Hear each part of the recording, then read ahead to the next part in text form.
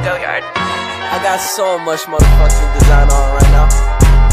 Break it down, bring it back, make it clap. I got 3 old thoughts, new guap, where that thing. Bitches on my line, and you know they come strapped. Hold up, what it not, 45, scope and cash like whoa. I ain't fucking with these hoes, I pull up the greatest and now selling all these shows. Doing this till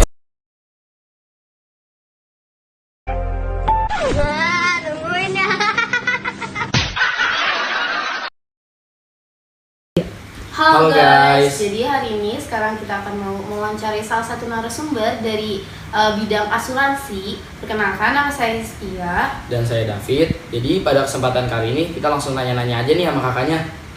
Halo, Kakak namanya siapa sih? nama aku Narita.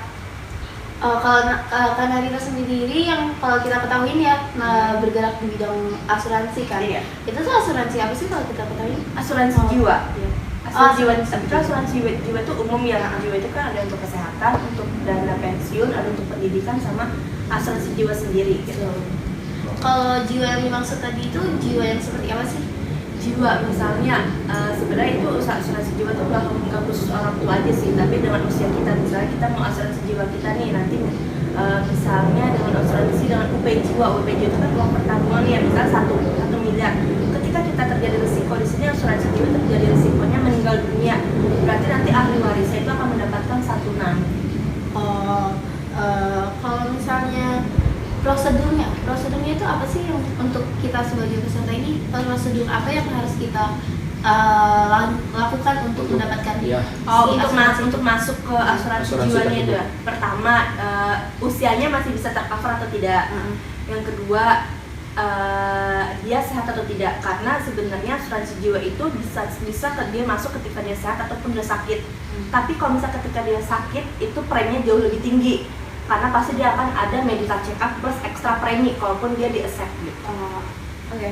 Kalau misalnya ada kendala dalam memenuhi prosedur tersebut, itu tuh resiko terburuk apa sih yang dialami sama si nasabahnya? Kendalanya di sini apa dulu? Kendalanya atau dia udah punya penyakit yang serius. Kalau misalnya di asuransi itu kan kalau misalnya dia udah punya penyakit kritis, misalnya kritis itu kan bukan cuma jantung sama kanker, tapi diabetes itu udah termasuk penyakit kritis. Nah itu dia akan pertama dia akan harus melakukan medical check up gitu, walaupun itu ditanggung sama asuransi ya. Nanti kita serahin ke underwriting itu nilai nih sebenarnya tuh udah masuk diabetes yang udah kritis banget atau masih bisa dialokasikan dengan menaikkan preminya gitu, karena berhubung dia risikonya udah tinggi ya. Kalau tadi kan syaratnya itu sesuai dengan umur ya. Umurnya itu apakah ada jangkauan untuk umur atau kayak semua kalangan umum bisa di cover sama si asuransi tersebut? Oke, kalau misalnya untuk jiwa itu batasnya sampai 75 tahun untuk jiwa ya, tapi kalau untuk kesehatan itu masih ada yang 55 tahun, ada yang 60 tahun, tergantung dia mau mengambil yang program apa, begitu aja sih. Apakah kan kalau kita tahu ya kasus-kasus yang untuk mendapatkan jaminan untuk mengklaim gitu asuransi itu kan pasti ada kayak ada pola-pola pikiran jahat gitu lah ya, kayak yang susah gitu atau enggak terus kayak sengaja untuk dia mendapatkan asuransi tersebut dia bisa bilang kayak sengaja dimatiin atau diapakan ada kan. Oke.